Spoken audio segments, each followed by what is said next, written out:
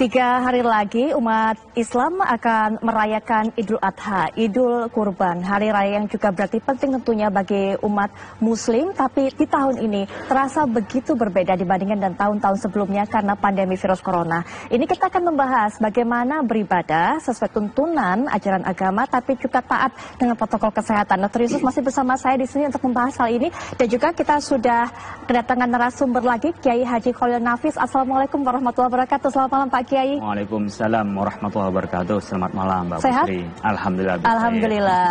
Ini kan kalau kita tahu Pak Kiai bahwa ada tidak hanya sholat id, ibadah yang bisa dilakukan. Memang sekarang sudah ibadah sholat sunnah, atau maksud saya ibadah puasa sunnah begitu kan. Kemudian yang nanti pentingnya adalah ketika prosesnya sekarang saat ini mungkin masyarakat ataupun umat Islam sedang dalam proses pemilihan hewan kurban.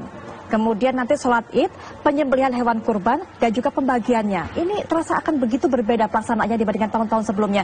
Masyarakat rasanya butuh tuntunan, Pak Kiai, bagaimana beribadah, tapi juga taat protokol kesehatan. Kalau dari MUI sendiri, adakah kemudian himbauan tertentu, Pak Kiai? Ya, kita sudah mengeluarkan fatwa nomor 36 tahun 2020 tentang sholat Idul Adha dan pelaksanaan ibadah kurban. Sholat Idul Adha tentu sama dengan pada saat pelaksanaan kita karena COVID ya, di area yang masih merah, rawan penularannya, ya kita berhati-hati untuk melaksanakannya, tetap menjaga physical distancing, lalu juga social distancing, jangan berkerumun. Kalau toh dilaksanakan di lapangan, jaga protokol kesehatan, 3 yang paling pokok barangkali, yaitu jaga kebersihan, cuci tangan, lalu juga jaga jarak, dan juga pakai masker. Ini saat sholat, dan juga seandainya di tempat yang sangat rawan bisa dilaksanakan di rumah. Ini hukumnya adalah sunnah mu'akkadah, sangat dianjurkan. Itu dalam pelaksanaan sholat id ya, sama barangkali dengan kita saat sekarang ini ketika sholat Jumat, tentu tetap menjaga physical distancing, jaga kesehatan agar tidak tertular pada yang lain. Nah, berkenaan dengan pelaksanaan ibadah kurbannya, penyembelihan kurbannya tentunya di fatwa itu disampaikan seandainya bisa dilaksanakan dengan baik di RPH ya, tempat rumah pemotongan hewan itu lebih baik, sehingga terkonsentrasi satu tempat dan menjaga protokol kesehatan itu. Tapi seandainya tetap melaksanakan seperti halnya di masjid, di tempat-tempat itu tetap menjaga protokol kesehatan, tentunya di tempat-tempat itu sudah ada yang bertanggung jawab, dan dipastikan kita nggak usah menonton lah, cukup kepada yang menyembelih saja, karena biasanya kan kita nih yang agak rawan di social distancingnya. Ketika pemotongan itu orang berkerumun, orang bersorak-sorai, dan itu tidak menjaga jarak antara satu dengan yang lain, dan dikhawatirkan yang menularkan COVID pandemi itu. Yang sampai sekarang kita sudah 100.000 lebih kan, setiap hari data 1.500. Sehingga sebenarnya COVID-19 bukan tidak bahaya, hanya saja berkenaan dengan aktivitas dan produktivitas kita itu tak kalah bahayanya dengan masalah COVID-19. Sehingga kita sekarang beraktivitas, melaksanakan kegiatan, tapi tetap jaga protokol kesehatan itu. Dan kita bisa memanfaatkan waktu 4 hari ya. 1 hari di hari Lebaran tanggal 10 itu, betul. Dan 11, 12, 13 Dzulhijjah itu bisa dilaksanakan untuk pemotongan hewan. Jadi ayyamut tasyrik dan 1 hari Lebaran itu bisa dimaksimalkan. Jadi tidak menumpuk pada satu waktu itu. Di Jakarta sendiri kabarnya ada sentra penyembelihan, sentra tempat khusus untuk penyembelihan ini?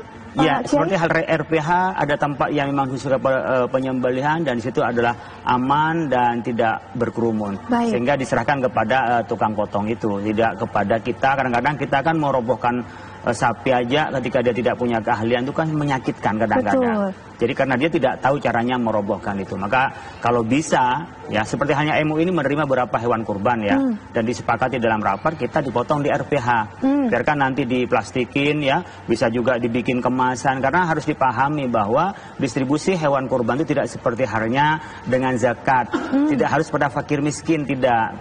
Bisa dibagi 3 bagian, 1 dimakan sendiri. Ya, dan keluarganya bisa juga disedekahkan, bisa dihadiahkan, bisa dalam bentuk, memang lebih afdol itu menurut sebagian pendapat mazhab Syafi'i berupa dagingnya yang segar itu, sehingga orang yang memilikinya bisa dimasak apa saja. Tapi juga tidak berarti dilarang ketika disajikan dalam bentuk kemasan, disajikan dalam bentuk kalengan, disajikan dalam bentuk sudah matang, itu tidak apa-apa. Akhirnya sekarang juga kan banyak yang sudah menyiapkan sekaligus jasa potong, sekaligus juga jasa kalengan. Nah, itu bisa dimanfaatkannya lebih baik, sehingga juga bisa bertahan lebih lama, dan mungkin pada saat sekarang banyak daging, satu waktu nanti dia ingin makan daging, dagingnya masih ada.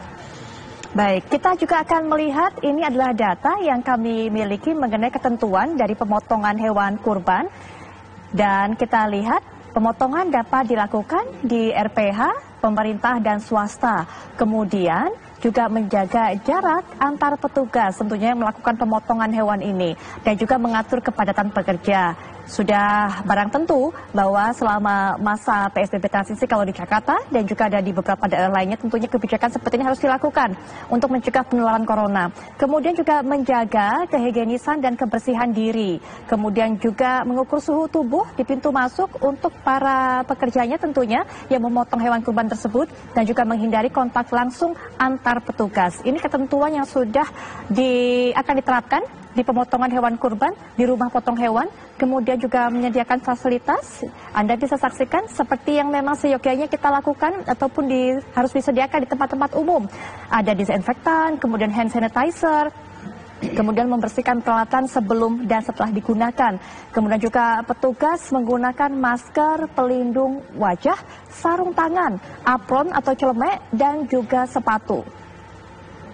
Baik, itu adalah ketentuan pemotongan. Dokter bagaimana melihatnya? Karena kalau kita lihat di dokter, masyarakat itu ramainya bukan hanya saat menonton yang dikhawatirkan, tapi mulai sekarang saat memilih kurban itu sudah di pasar hewan atau di tempat manapun, tempat berkumpulnya hewan itu sekeluarga datang memilih dan sebagainya. Dokter. Ya, jadi kan resiko penularan itu kan kalau ada jarak, ventilasi kurang, dan ada kerumunan massa, maka itu sangat beresiko. Itu yang kita harus jaga.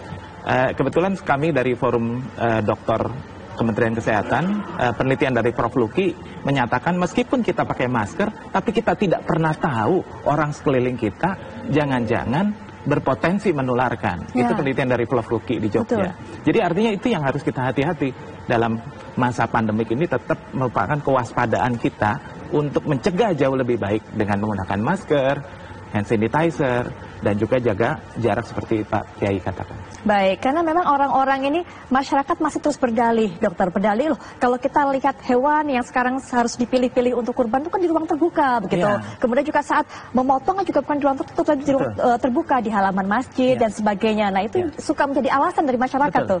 Nah itu ketika kumpulan massa, kerumunan massa, maka resiko dari penularan itu menjadi tinggi tetap.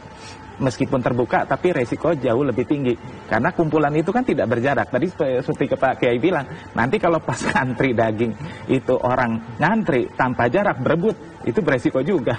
Seperti anjuran Pak Kiai itu benar.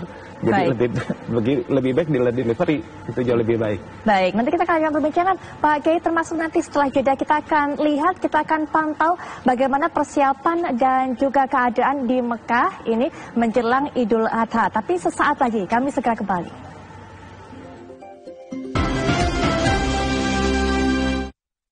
Baik. Kalau kita dengarkan cerita Mas Alwi ini, seakan-akan kita membayangkan apa yang terjadi di sana, begitu ya. Saudara-saudara kita mungkin yang juga sedih tidak bisa berhaji, padahal sudah mempersiapkan, begitu. Tapi apa mau dikata, begitu, Pak Kiai. Tapi kalau kita dengarkan tadi, seperti Pak Kiai katakan bahwa dagingnya sebenarnya dikemas, door to door juga diserahkan kepada mereka yang memang berhak untuk menerimanya, begitu, Pak Kiai. Kita kembali lanjutkan, Pak Kiai, soal melaksanakan sholat Id ini juga. Nah ini kalau andai kata kemudian anak-anak kecil, kemudian juga mungkin orang-orang tua yang memang rentan untuk terkena ataupun tertular virus corona ini, mungkin ada himbauan dari Pak Kiai? Ya, sekiranya memang rentan untuk terkena virus corona dan daerah-daerah yang merah ya, tentunya lebih baik sholat di rumah. Karena darul mafasid muqaddamun ala jalbil masoleh, menolak keburukan. Sekiranya menurut medis ini rentan, menurut medis ini akan berbahaya, lebih baik sholat di rumah. Apalagi ini sunnah ya, yang bukan wajib. Yang wajib aja seperti hal yang lalu itu Jumat kita tidak sholat ya. Nah, sunnah ini kalau dilaksanakan dapat pahala, ditinggalkan nggak apa-apa, tidak mendapatkan dosa. Oleh karena itu kalau di tempat yang rawan, dirinya rentan, sebaiknya sholat di rumah saja. Ini karena sebenarnya saya menanyakan ini karena masyarakat tuh sampai sekarang di kepalanya ini banyak hal yang simpang siur, Pak Kiai. Yang masih banyak yang berpendapat, termasuk saya Idul Fitri dahulu, berkata ataupun berpendapat nggak afdol kalau nggak sholat itu di masjid ataupun di tempat lapang secara jamaah itu. Kemudian juga berbagai macam hal-hal yang harus dilakukan sebelum berkurban, seperti memotong kuku, memotong rambut, itu juga masih ada yang simpang siur. Kemudian juga bahwa siapa yang berkurban itu juga harus sunnahnya mendapatkan atau mengambil haknya. Nah, itu juga masih banyak informasi yang misleading sebenarnya di antara masyarakat, begitu Pak Kiai. Ya, yang pertama berkenaan dengan sholat, nggak enak kalau nggak di masjid, tidak enak kalau nggak di lapangan, itu kan perasaan. Soal keimanan itu bukan rasa, keyakinan. Percayalah bahwa Allah itu memberikan yang termudah, bukan mempersulit diri. Yasiru wala tu'asiru, permudahlah. Jadi kalau memang dalam keadaan kita normal, dalam keadaan kita sehat, tidak terkena penyakit, ya kita lakukanlah di lapangan atau di masjid sebagai syiar. Ini kan min sya'airillah, bagian dari syiar Allah Subhanahu wa taala. Tapi ketika bahaya, maka menolak bahaya lebih dulu daripada mendatangkan manfaat. Itu di dalam prinsip Islam. Soal rasa, samalah kita kepengennya riah, ingin ya semarak, itu pasti. Dan agama itu tidak tergantung dengan rasa. Rasa itu harus ditekan mengikuti pada keyakinan dan keilmuan beragama. Saat sekarang ini berdakwah kita tidak melulu agama, tapi sains, medis. Maka sekarang harus diberikan contoh-contoh medis, hasil penelitian, dan itu harus ya mengikuti hal itu kebenaran, dan itu tidak bertentangan dengan agama. Yang kedua, simpang siur berkenaan dengan kita kalau potong kuku atau potong rambut. Memang ada hadis Nabi, idza ra'aitum hilala lil hijjah wa arada hadukum ayyadhya falyumsik an sya'rihi wa alfarihi. Kalau Anda ngelihat dari tanggal 1 Dzulhijjah dan Anda pengen untuk atau Anda punya niat untuk melakukan kurban, maka sebaik Anda tinggalkan untuk tidak motong rambut, tidak motong kuku. Nah, ulama yang menyebutnya secara zahir saja hadis ini karena ada larangan dianggap haram. Tapi mazhab Syafi'i dan Maliki menyebutkan bahwa motong kuku dan motong rambut bagi orang yang mau, yang mulai tanggal 1 kemarin sampai besok, pemotongan hewan itu disunnahkan. Baik. Jadi sunnah kalau dilakukan dapat pahala, kalau tinggal gak apa-apa. Makanya saya belum potong ini. Potong kuku, ini juga belum saya potong, saya nunggu sampai potong hewan saya. Nah, itu sunnahnya.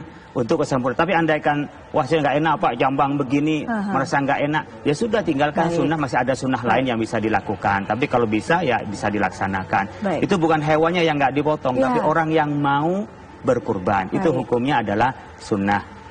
Yang ketiga berkenaan dengan pembagian hewan. Saya ingin menyampaikan bedanya kurban dengan sedekah. Sedekah tidak bisa menjadi menggantikan kurban, kurban juga tidak bisa menggantikan sedekah. Ia ibadah yang berdiri sendiri. Jadi tidak bisa karena kita berkorban nggak sedekah. Bisa dua-duanya dilakukan.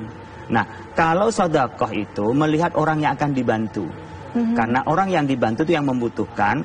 Dan apapun menjadi berharga bagi orang yang membutuhkan. Tapi apapun tidak berharga bagi orang yang tidak membutuhkan. Kan seperti itu. Ini sedekah, melihat orang yang dibantu. Tapi kalau kurban itu melihat orang yang mau berkurban.